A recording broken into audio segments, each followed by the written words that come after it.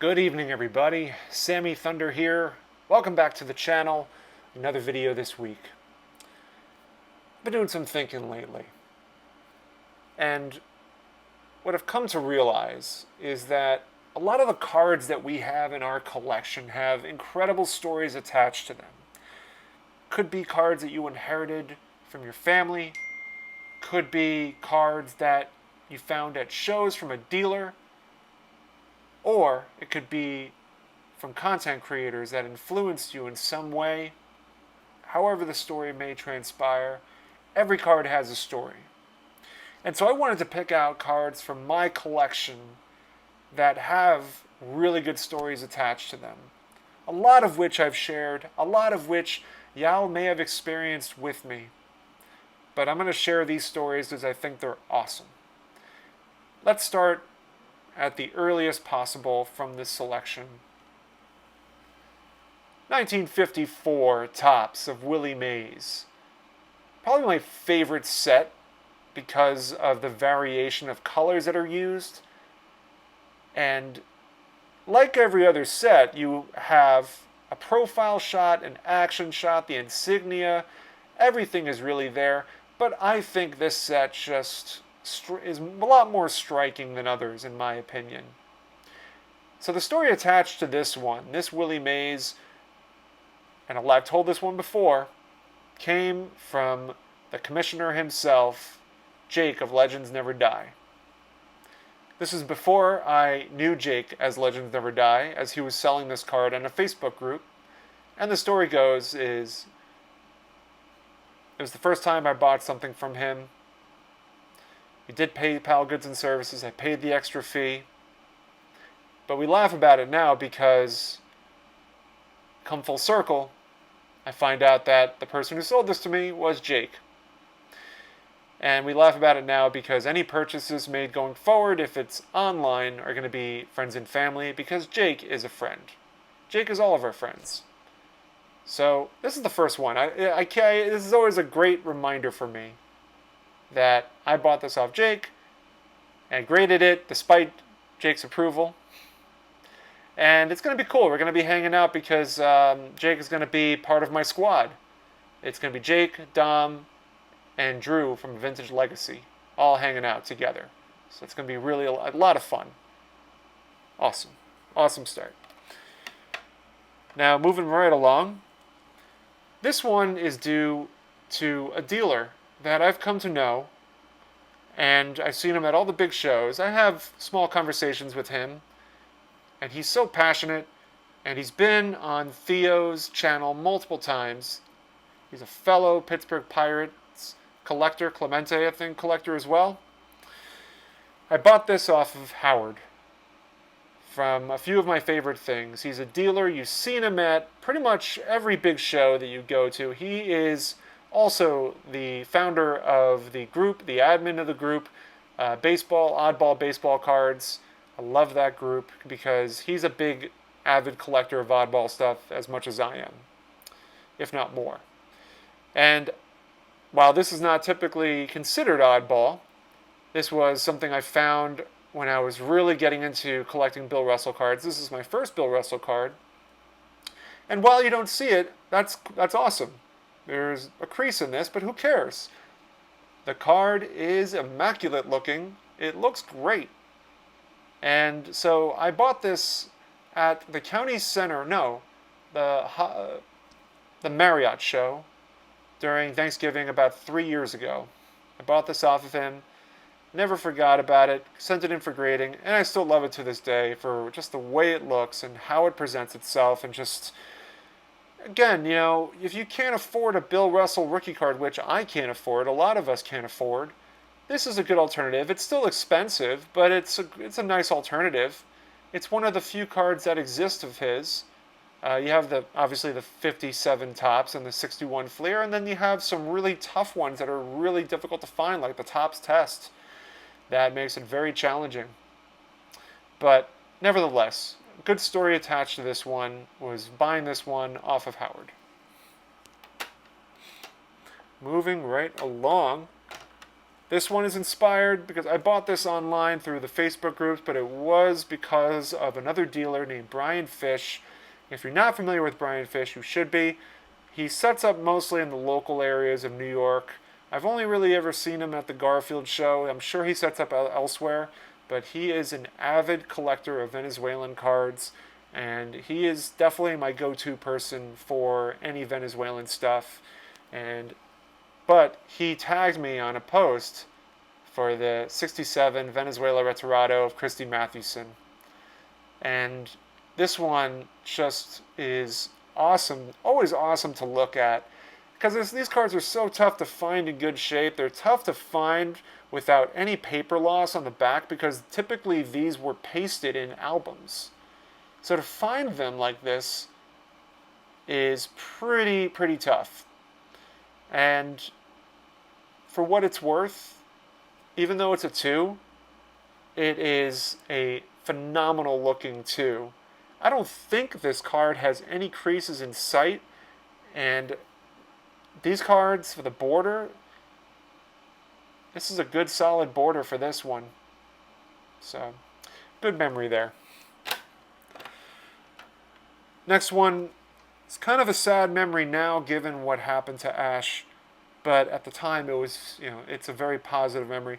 If you haven't heard about Ash's situation, we're still kind of hoping that he can find his inventory that was taken from him.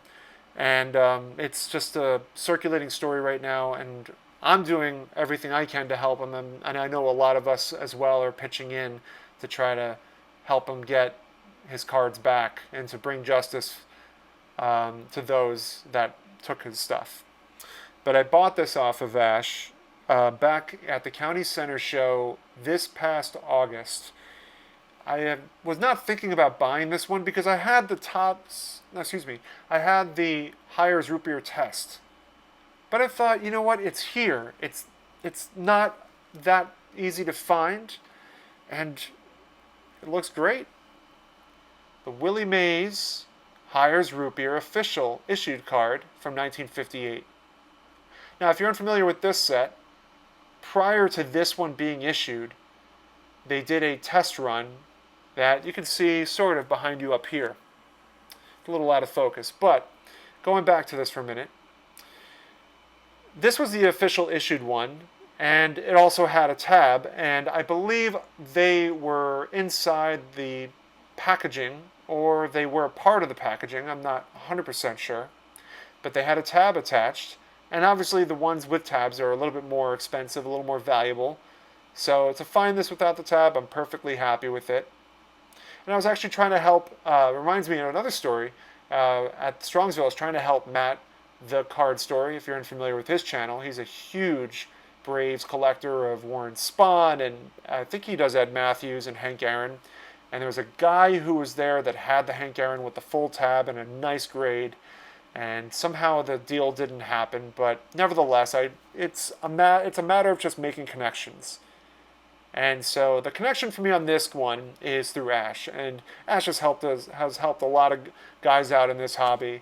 A lot of content creators go to him. He's a trusted friend and a trusted dealer, and he is very fair in his pricing. And he gave me a nice deal on this. So I think of Ash at this time, and I'm just hoping that he can get his cards back, especially in time for the National. Moving on, going back to Brian Fish. As I mentioned, Brian Fish pointed out the Christy Mathewson card, the Retirado, but I saw this in his case, and this actually has a tying connection to Mookie Chilson. Obviously, Mookie has become very big in our hobby.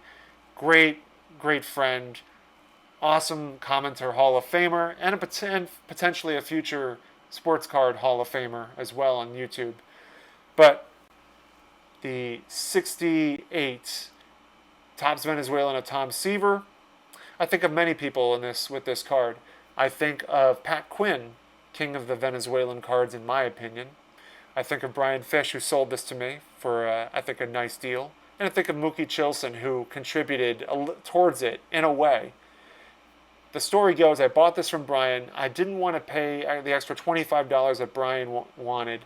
But then Mookie came and said, he was there witnessing, and he said, I will go to your table afterwards and I will spend the $25 to balance it all out. So in essence, Mookie contributed $25 towards this card.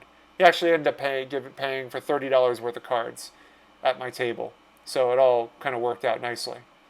But it's a nice reminder. This card is a nice reminder of Brian, Mookie, and Pat Quinn as well, who I had the interview with. If you haven't watched that interview, it's worth checking out. Next one is one of the greatest people in the hobby. I love collaborating with him. I love having good interactions with him. If you ever get him and Mangini and Mike Petty together, sorry, the name slipped for a second. If you ever get those three together, you're not going to get a word in, but that's okay. This was during the first trade night that we did on the Four Collectors channel. At the very end, Orlando, that's who we were talking about. Orlando came up and said, we've been talking about this, premiums, for quite some time, and the opportunity came up.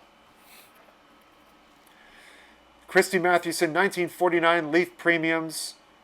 Orlando and I made the biggest trade, or the only trade of the first trade night on Four Collectors. He knew that I had a Sandy Koufax rookie card from Topps 55, and we made a trade where I'd throw the Koufax to him plus a cash kicker for this 1949 Leaf premiums of Christy Mathewson. And the story goes, the Leaf premiums is these were featured on the bottom of a box, or you trade the box in. I think they were on the bottom of a box. And after the packs were sold, you can trade enough in to get premiums. And so the story goes is that there's multiple versions, I think, of Babe Ruth from this set. There's only one Christy Mathewson from the set, and Orlando had two of them. So he had this one in a 3, and then the other one, the better one, he has in a 5. And so he told me, he said, Sammy, I know you're looking for some oddball Mathewson stuff. I think this will fit right in your collection. And he was absolutely right. Definitely had to have it. And we made the trade, sent him the Koufax, and he came back with the Mathewson. Still love this to this day. I love looking at it, love reading it, love the little signature on the bottom. I don't know if that was a signature or not, or if it was printed on by Leaf, but just an awesome looking card. To me, it's better. It's better looking than a 3. So perfectly pleased with that. The more recent purchases, this one is all due to B. Roth Card Soup making the connection, creating that bridge to get me in touch with Andy. Andy on Facebook, big name, big collection, awesome stuff. You do not see these all too often. And when we made this connection to make this one work, over the moon, and I'm still over the moon about this. Of course, it is the 1954 Stahl Meyer of Willie Mays. I've shown this before. The story goes that B. Roth saw this Facebook post before I did and tagged me in it, and I started making connections with Andy, who was the seller, on buying this from him, and we made a deal. And I've since said that I owe Brian a beer or lunch or something. We'll figure something out. But I have to thank Brian for this one, and it was awesome purchase. So shout out to B. Roth as well for hooking this up. Finally, this one, Net 54, this one's more just great opportunity, and I just wanted to show it because I love this one. Stahl Meyer and the Coca-Cola. I cannot stop showing this. It's just unreal that I found this, and all due to a Net 54 post that I made looking for the Laughlin stand-up of Mays, which I've since framed. I love the way this looks. Just enamored by it. I'm still not over it. The fact that this and this came in the same deal. Something so special about these oversized oddball collectibles. And they're just tough to find. You don't see these that often.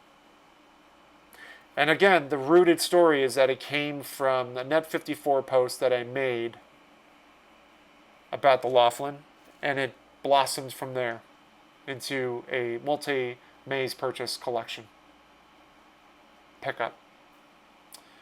So those are my items. I wanted to share that inspiration. It would be awesome if you guys wanted to share some too. You could share it in the comments. I would love to, have some of the other content creators share some stories about some of their cards in terms of, the inspiration that who it came from, or how it came to be, if it was inspired by another content creator helping you get it, or a trade that you did with somebody else. Because this community is so small enough to where we're always trading with each other, always helping each other out. And I feel like that is such an awesome feeling to share. And it's a great community. I mean, we have each other's back. So I wanted to share that with you guys. Thank you guys so much for watching. Thursday, Mike Petty's going to be on the Cold Ones and Cardboard, or Cardboard and Cold Ones. So 8 o'clock Thursday Eastern Standard Time. I will have a link ready for you guys. So it's going to be a lot of fun then. I'll catch you soon. Thank you guys for watching as always. Subscribe if you want to. And have a good night.